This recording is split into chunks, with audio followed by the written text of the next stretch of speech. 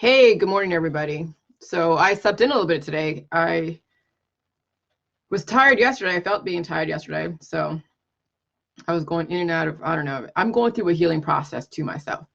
So I went to bed at like around 6 in the evening or 7. And then I just slept really, really hard. I had some interesting dreams, but I'm not going to really say what they are. But had some really interesting dreams and woke up very refreshed. We have some major, major intense healing in the group. And I've posted some of the testimonies. Some of them are not like really extraordinary, like, oh gosh, it's going to want to bring you into a testimony, because there is definite healing in the group. Sometimes you're going to throw up. Sometimes you're going to have swelling in areas of your body that you weren't prepared for because you never really took in the right nutrition to bring up the hormones that are necessary for the healing process. So we have people in our group that are actually upping the nutrition, which is the J juice, and they're actually seeing some intense healing. Okay. And it's not always pretty. I'm telling you, I never painted a pretty picture about healing.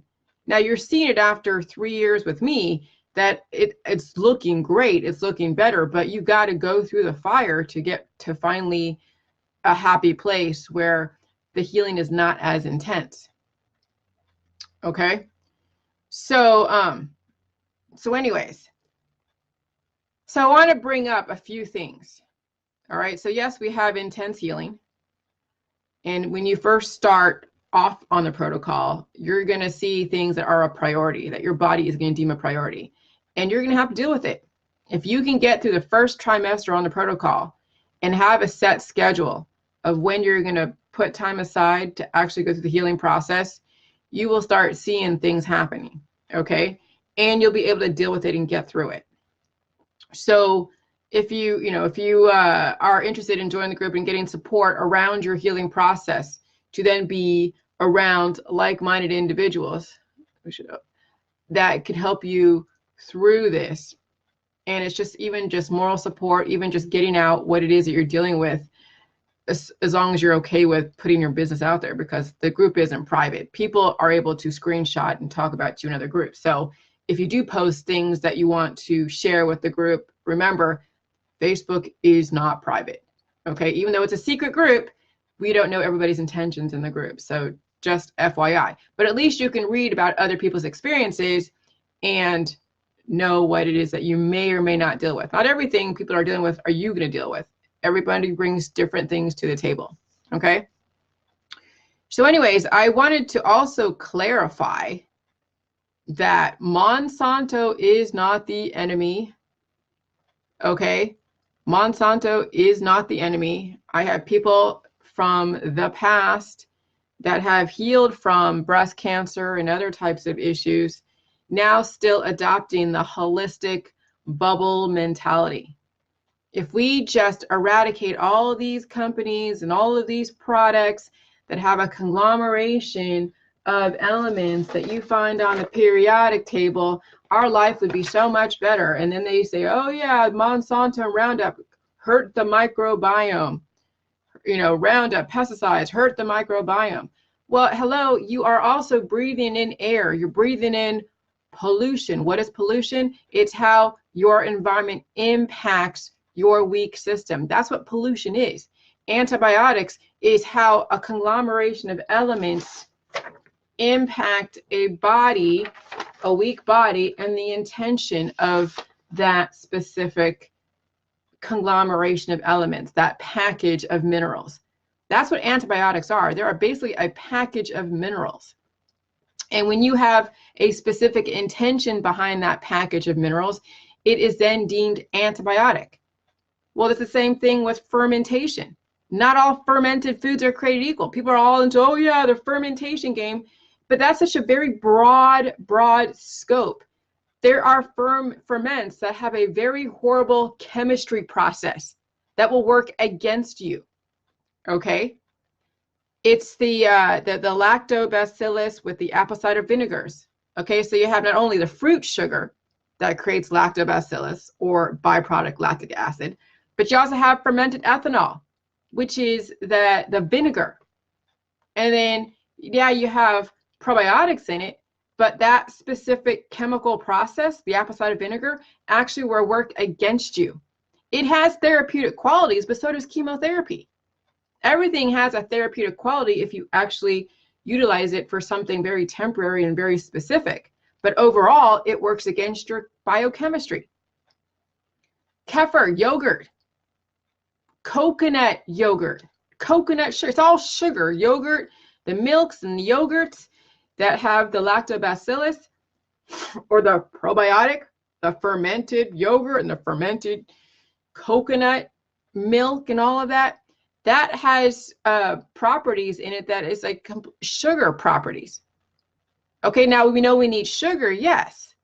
But when your intention is to take large amounts of coconut milk, fermented coconut milk, yogurt, or yogurt, you're actually not only bringing in lactobacillus that may give you a temporary benefit, a therapeutic quality to it, but you're also feeding your overfed yeast, which is candida. So you're actually undermining any potential good that lactobacillus could do. But then what happens? When you have too much lactobacillus and you have a bunch of sugar attached to it, now you have a high amount of lactic acid. Now you're very, very, very attractive to pestilence. And then you've also triggered your body to go into some kind of chaos and death. Not saying you're going to die from coconut milk or kefir water or yogurt, but the chemical process on an already weak body is going to further weaken it because you don't understand the chemistry behind it. You're saying, oh yeah, all fermentation is created equal. No, it's not. When you're taking in kombuchas, like the fruit kombuchas or the tea kombuchas, which is so popular in the holistic world. You're seeing people making the scobies and they're deeming themselves very, very, oh, I'm so healthy.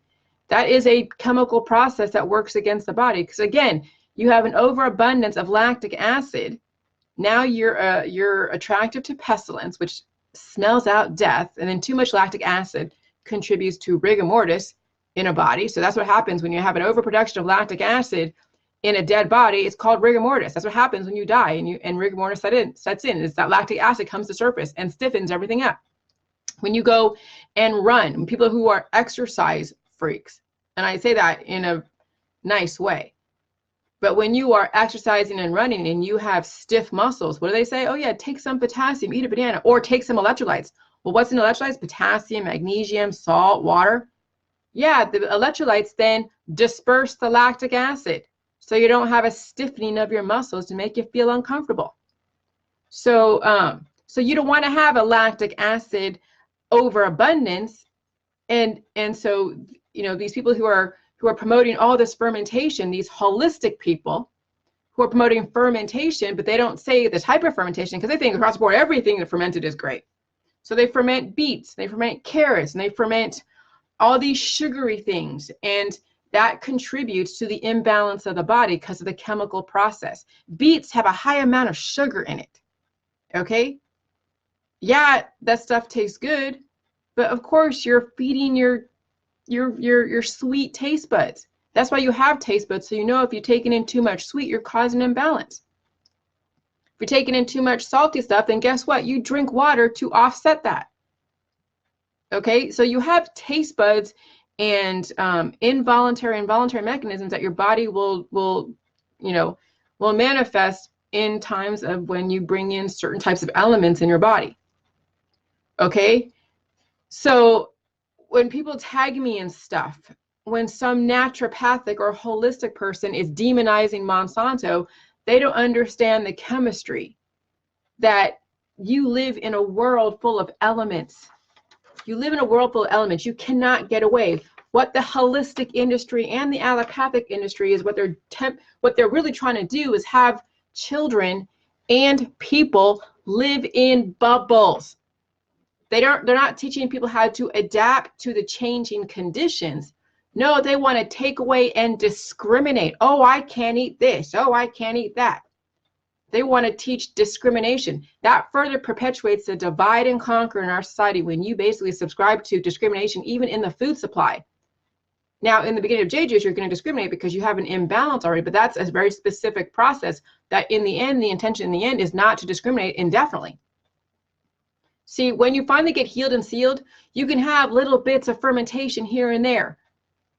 But believe me, I have no desire to drink kombucha. Ugh. I have no desire to go eat a bunch of fermented beets. Now, if I go to a salad bar and they have beets there, oh, I'll put some on my salad because it's a taste thing. It's not so much of a health thing. But if you're gravitating towards the fermented coconut milk and the yogurts, and you think you need all these different lactobacillus strains, you're completely misinformed and you're buying into the holistic world, and you're going to cause a further imbalance because the J juice, just so you understand, the J juice is a very different fermentation. Why is it different? Because it has electrolytes. So it has the minerals and it has electrolytes, which keeps the lactic acid balanced. Okay? And it has micro and macronutrients that is made up of the elemental composition of the human body, which also has a percentage of fats and minerals and water and proteins. Okay? So if some of you who are still stuck in the holistic world buying into all of their propaganda and you're not really doing J juice, yeah, you're going to end up like your predecessors, completely imbalanced, attractive to pestilence, and you're not going to see the healing process. And I know some of you still buy into that. You say, oh yeah, I'll just eat all this yogurt. I'll just eat all this fermented this and fermented that. I'll just eat all these fermented foods. And you have no idea really what the hell you're doing. You're just buying into the party line, which is so easy in the allopathic holistic because they paint a very broad stroke. They don't go into details. They don't tell you the angles because you don't even know how to ask for the angles. But I'm giving you the angles. Okay? Probiotics can have a very major antibiotic effect on a body, which is a very major concept for people that don't get it because it's very new. I even discovered this last couple days that probiotics by itself could have an antibiotic effect on the body because it causes an imbalance. They use, yes, probiotic strains for therapeutic uses in the allopathic holistic world, but that's no different than chemotherapy and cannabis being used for very specific purposes. But if you have an overabundance of lactic acid, then you're causing an imbalance, and then you're exemplifying what rigor mortis would be on a live person, and then you're attracting pestilence. Okay? See, chemistry is everything, but we have a lot of people that want to look at A plus B equals C, and that's it. Correlation equals causation, and that's how they want to simplify their world because they don't want to look deeper. They don't want to look at the chemistry behind what makes up A, what makes up B, then ultimately what makes up C. Oh no, A plus B equals C. Oh, if I eat fermented foods and maybe drink a little bit of J juice because it doesn't taste very good, I'll be all nice and healthy and wonderful. And sorry, honey, but that ain't it. That ain't it. So there's a whole lot going on, and I did create a few formulas and expressions so people understand that the point of J juice. The point of J juice is to bring up pain. If you drink enough J juice and if you drink J juice and you're not bringing up the pain, and you know you're on a death trajectory, you have issues, you know, you haven't really, you've done the J juice here and there, but you haven't really seen any healing, maybe a little bit here and there, but you know you have issues because that's why you're buying into all this alternative lifestyle as far as health. But if you're doing J juice, you don't see pain, you need to obviously up the dosages. Because really, truly, when you first start out with J juice, you're going to see pain in so many different areas. You're going to see issues come up in very different areas. Okay? If your intention is to not deal with pain and not deal with healing your body truly, not anesthetizing, then you're going to apply the antibiotic probiotic method. So when you apply the antibiotic / probiotic method, because it took me a while to really isolate probiotic as something that could be also harmful when it's imbalanced. Because when I was asked by the Ohio Attorney General, can you prove this is a probiotic? In their head, as long as it's a probiotic, it's okay. Because they didn't say, you know, well, yeah, I mean, to them, if it's a probiotic, it should be fine. But then there's the other side of it. Too much lactic acid will then cause another imbalance. but at least they want to know that if it's, how would I prove it's a probiotic? So that's what I proved and got my juice tested, and there's like 13 million colony forming units. But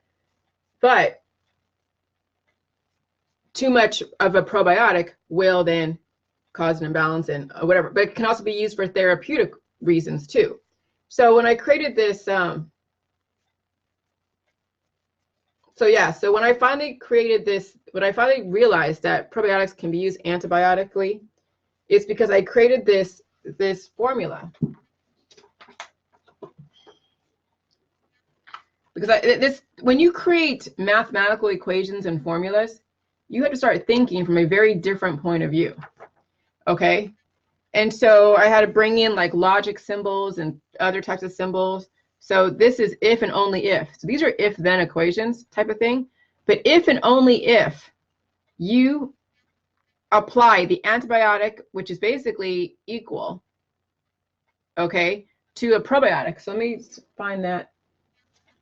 So I downloaded symbols, mathematical symbols, because I want to create a very easy formula. So it's like an upside down pyramid. We got all the information at the bottom of the pyramid, and now I'm narrowing everything down to formulas. Okay, and it's not easy because I haven't studied it. I've always been an English comprehension major, not really major, but that's what my strength is. So so antibiotics and probiotics are approximately equal when it's being applied for a specific reason. Okay, so if you're taking antibiotics and probiotics, and that could also be a probiotic, which has an antibiotic implication, then you know it's on a weak body. Okay, plus then the human body, and you have viruses, it's to the power of viruses, to the power of infinite, because you are surrounded by viruses all the time. You can't get away from viruses. And Monsanto doesn't cause cancer. Monsanto doesn't have viruses in the body, just so you know. But what happens is when you apply antibiotic and probiotic method, and you're further weakening your body, and you're surrounded by different elements, different parts of the world that may have more elements than others, then anything could cause cancer. You know why? Because because you have an imbalance, and when you're around other minerals that are kicking up in somewhere, it's going to then further lower your immune system. To then the viruses will then take over the programming, and that's where cancer comes into play. Monsanto doesn't cause cancer. You already brought to the table the viruses that we're all exposed to.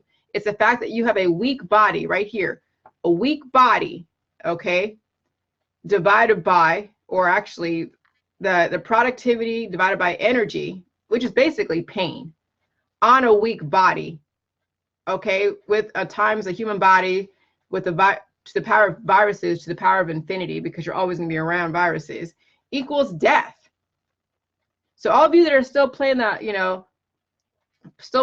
want to anesthetize myself with antibiotics and probiotics, and that's your thought, is I'm going to eat a bunch of fermented foods, but not realize that J juice is more than just fermentation. It's also electrolytes and the salts and the magnesiums and the potassiums and the niacin or nitrogen and the chloride and all of that stuff that actually offsets and makes sure that the lactic acid doesn't become overabundant. It brings the balance back in the body because you're missing electrolytes.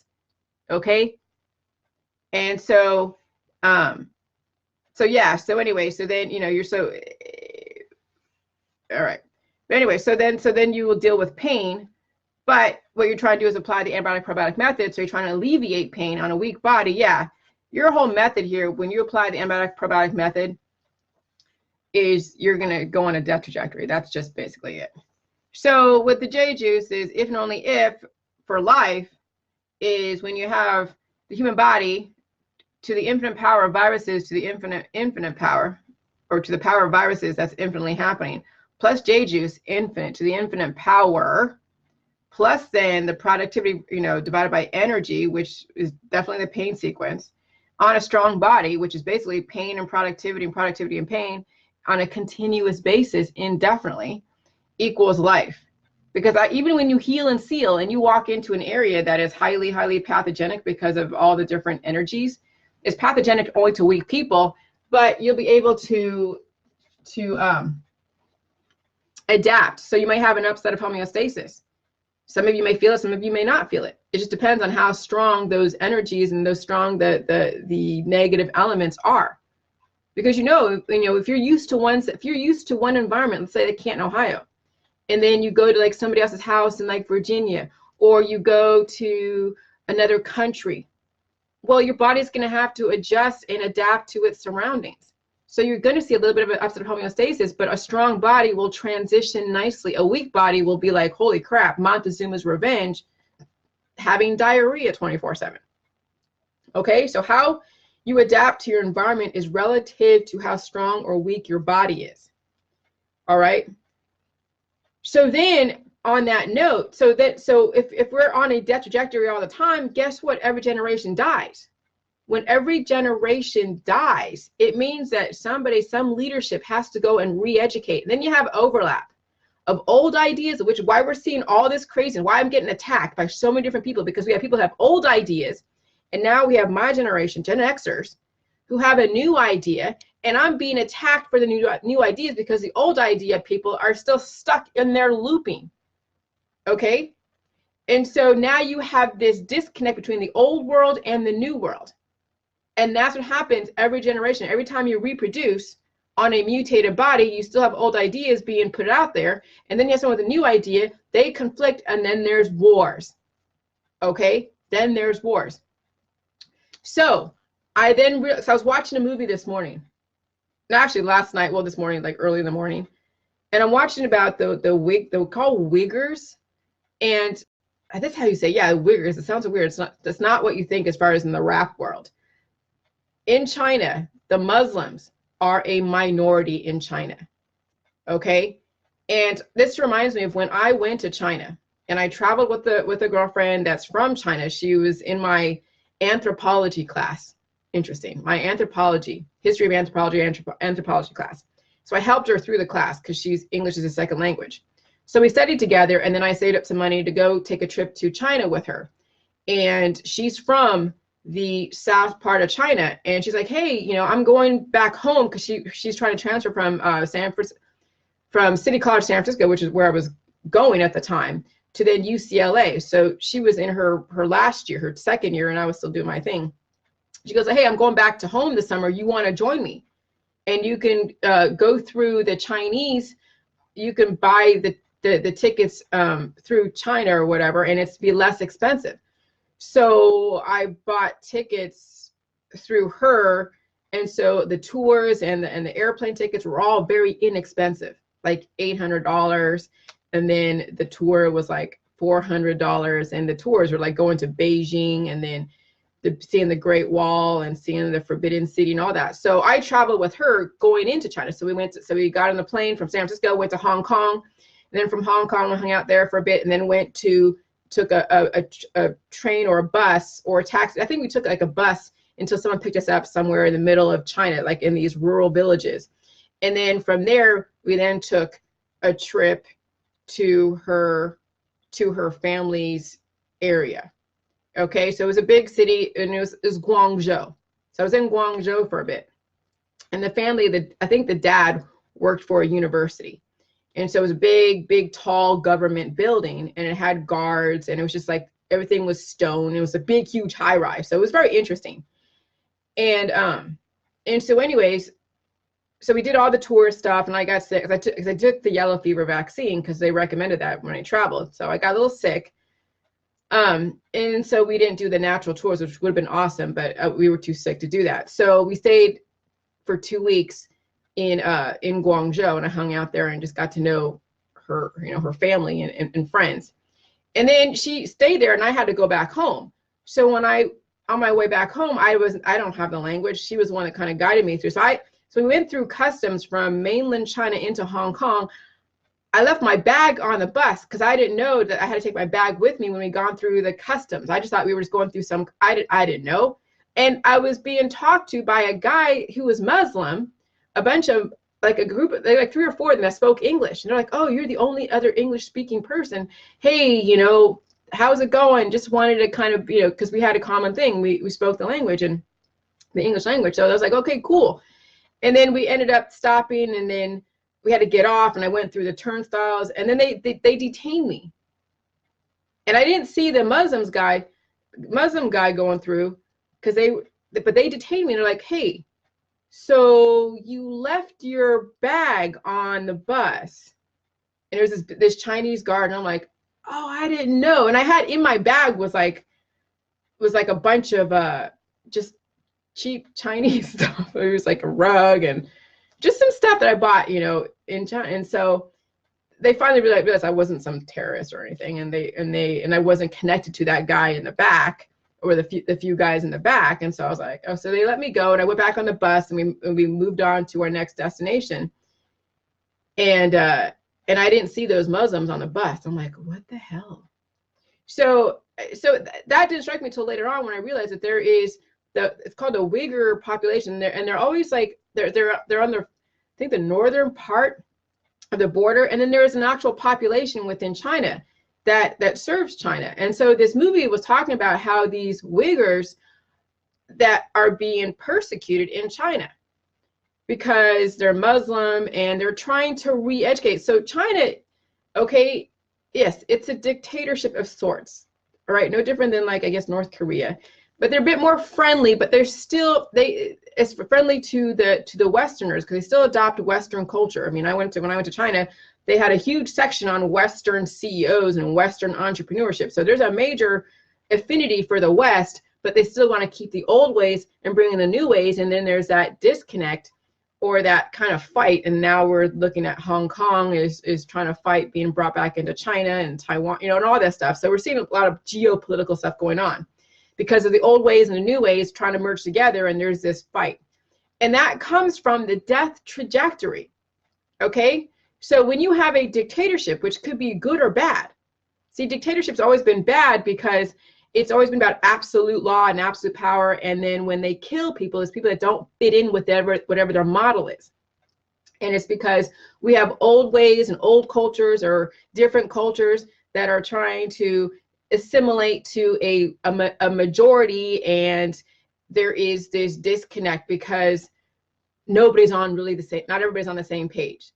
And so, I mean, America, we have a melting pot in America, and as well as Canada and the West, like Europe, but they still have their own issues. You still still see these different skirmishes and racism and all the isms, because you have all of these different people with different ideas, and then you have the death along with it. Then you're bringing in the death and the cancer, disease, and chronic illness, and then the reproduction. And no wonder we're having major Tower of Babel, because we're bringing in just different ideas and old ways and new ways and different cultures and different ideas and different languages. Holy crap, no wonder we're kind of a mess of humanity.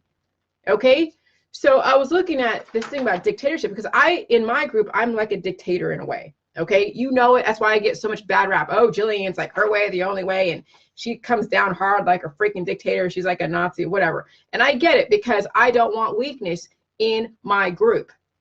I don't want to have anybody poison the group with their weaknesses to where it colors the perception of this, and then people feed off of fear and feed off of weakness. So I'm doing a little bit better, because I know fear is going to happen when you go through a healing process, especially how intense it is in the group. It does elicit a little bit of fear in some people, because they've never experienced this type of healing before. It's pretty intense for those of you that have major issues that you've been suppressing for such a long time, and it's been a constant, issue, and finally you're now faced with a dentist is saying you got to get a root canal, or the J juice is going to bring up healing and pain and swelling and all this stuff, and then you're like, holy crap, you're not used to that, because it does get in the way of your usual everyday life. And so now you're faced with this battle of how do you have comfort and still maintain your everyday stuff and heal at the same time. That's difficult. Okay, the old ways and the new ways and all that stuff. So dictatorship really equals uniformity equals strength. Okay, because uniform creates everybody on the same page. Everybody has relatively the same ideas, and so in of itself, dictator equals uniformity equals strength. Okay, and then we look back at World War II, when Hitler tried to implement that with the Aryan race, and anyone that doesn't fit within the Aryan race was like a weakness, and that's how we got rid of them. That's still the same thing, even in different areas, like in different countries, yes. Okay, because with this the Chinese right now, and they're just coming out like on YouTube, they finally did some research and did some investigative work, and they saw that these re-education camps, of which the conspiracy world is very fearful of as far as America, the FEMA camps, the re-education camps. I got lost in the whole FEMA camp conspiracy stuff, the caskets and the re-education camps in America and all that stuff, and everyone's afraid that's going to happen. No, it's happened already in China, and China is a major dictatorship, okay? But there's a reasoning behind it.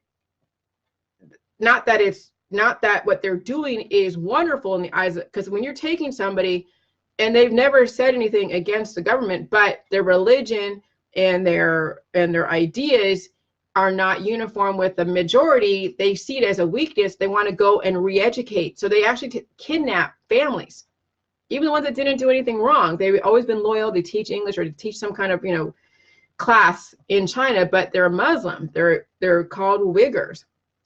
And so they're being either kidnapped, or the families are split apart, and one family, like one member, is in Australia, because I listen to a lot of Australian YouTube stuff.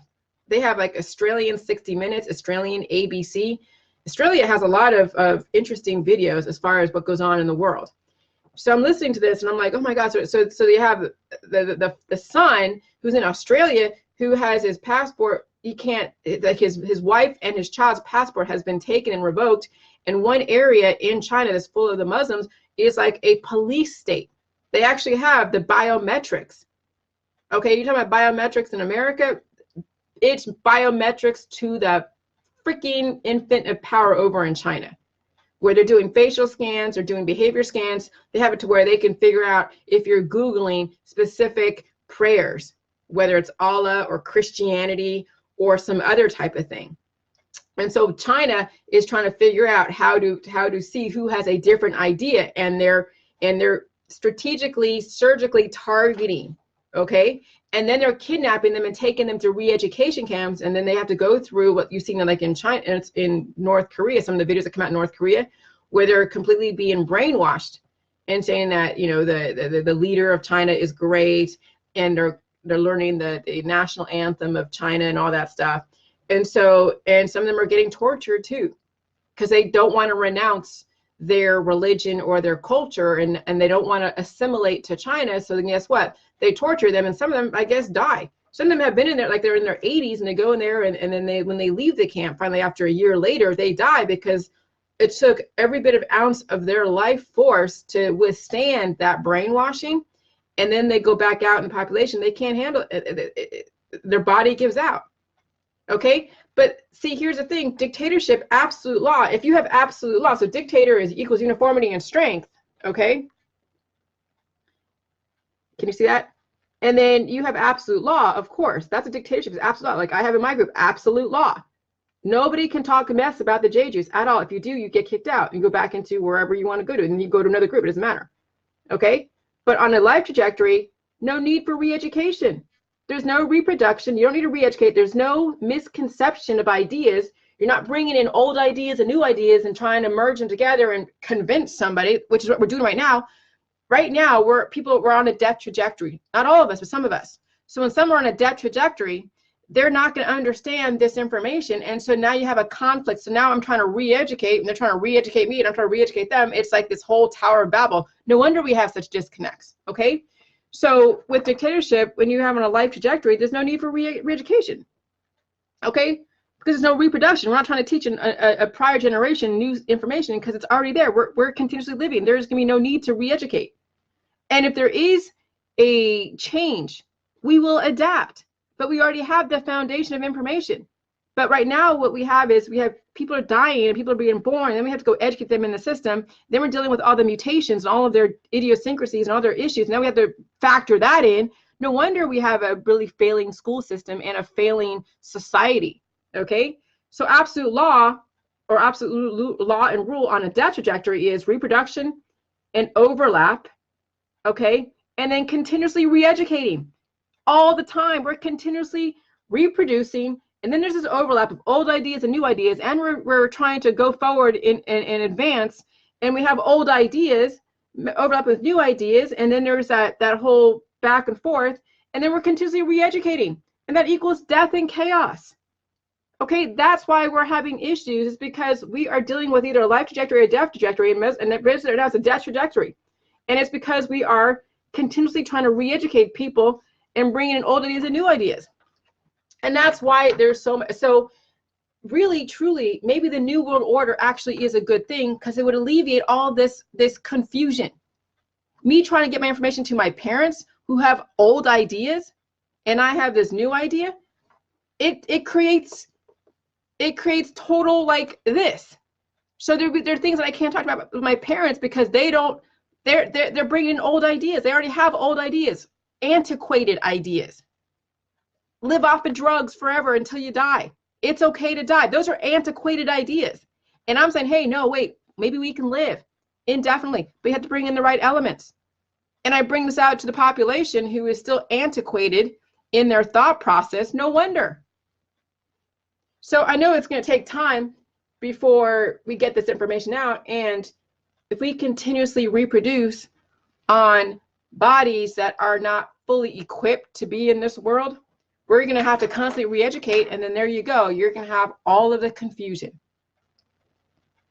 So this whole thing, so I don't see anything wrong. I mean, yeah, China is like why is China and Asia and India like the most populous nation and continent in the world? Is because everything started out of it. I mean, it was a very, Asia and India and Africa was the friendliest and easiest place to have civilization and grow crops and all that.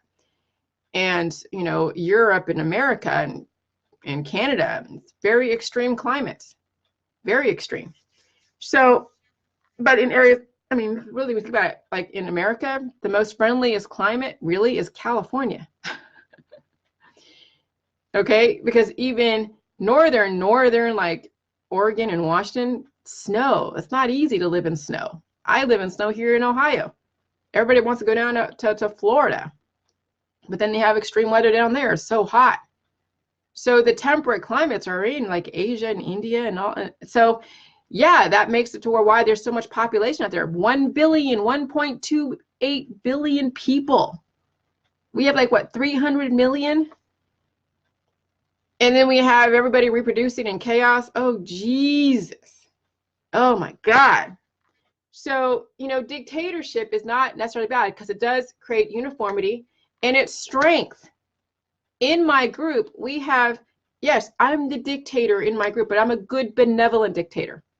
I'm on a life trajectory, so we don't have to keep re-educating people.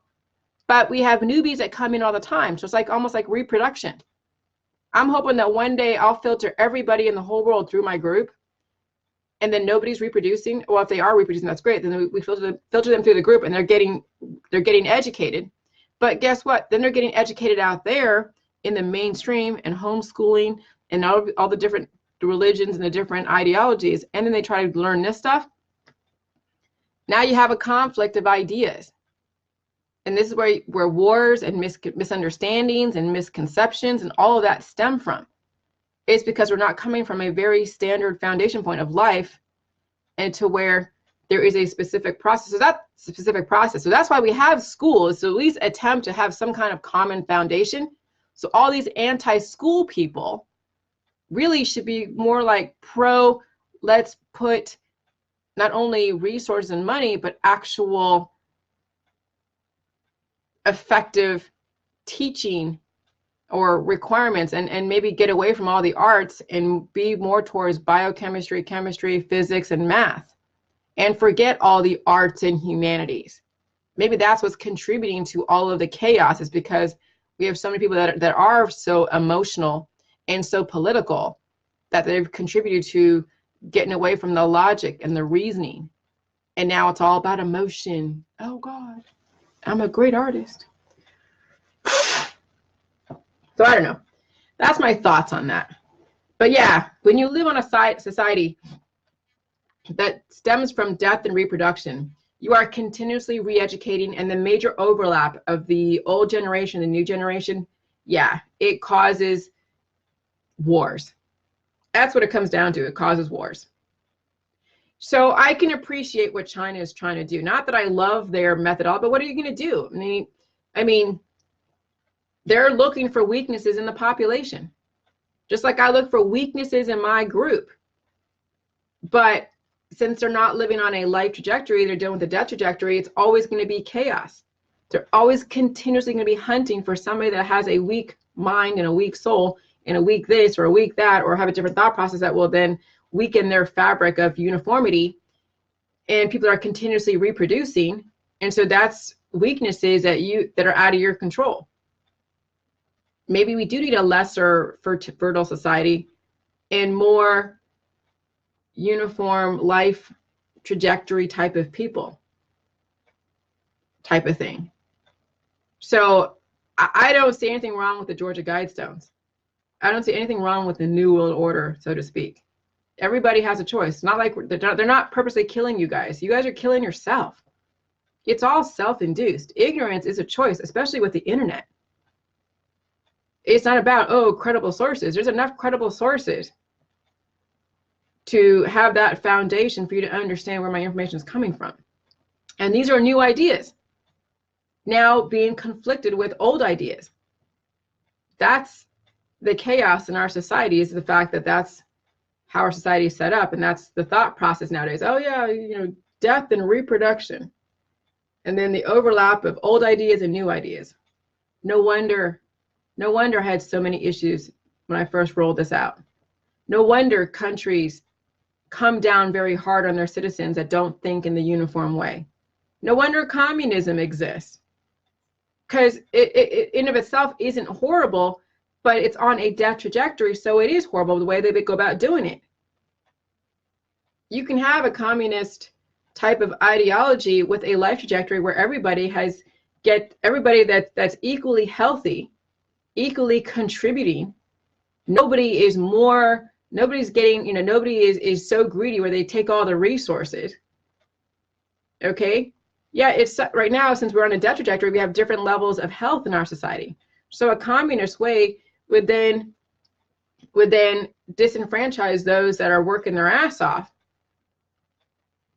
and then allow people that don't work their ass off and that are, like, I won't say lazy, but they're sick. Then we're feeding the sick, and it's just it becomes very expensive, and nobody's really, and then people die. And so our society, with America, is that we're constantly trying to consume and accumulate and consume and have some kind of social standing. The person that works hardest has the biggest house. Not necessarily, because corruption happens. Some people do make backroom deals. They do stuff that's illegal, that somebody that wouldn't do that wouldn't be having these big, huge houses. So even having a big, huge house doesn't mean that you worked hard. It means that you just had the right connections, or you did something illegal that you weren't caught at. So, I don't have any answer, but I can at least give you an idea that dictatorship really stems from, uniformity and strength. However, if it's predicated on death, then you're always going to have a re-education and death and chaos, and that's how it's going to color dictatorship as a bad thing. But if you have a dictatorship, absolute raw law and rule on a life trajectory, you won't really necessarily have to really be a ruler, because everyone's on the same page. If everyone's on the same page, and there's no wars, there's no misconceptions, there's no crimes being committed, there's no activism.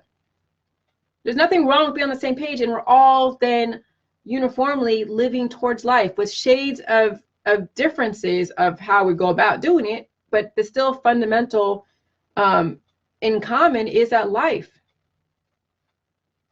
which means that you won't be reproducing as much, and you won't be looking at people, committing crimes or doing this, So there's my vision for the future, is that eventually we'll be on a life platform, not a death platform.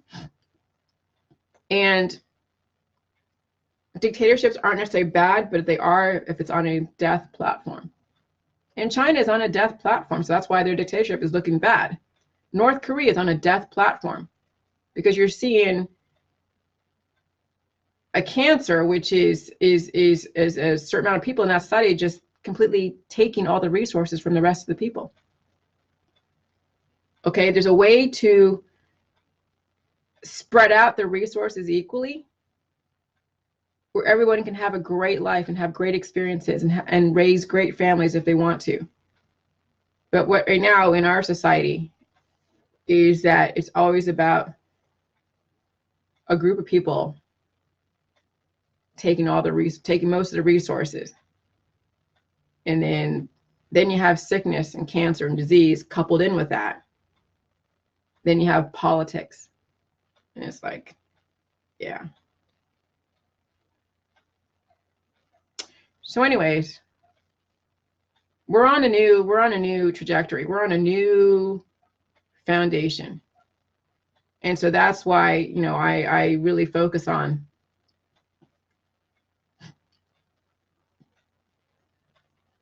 people understanding death and reproduction are not necessarily a good thing.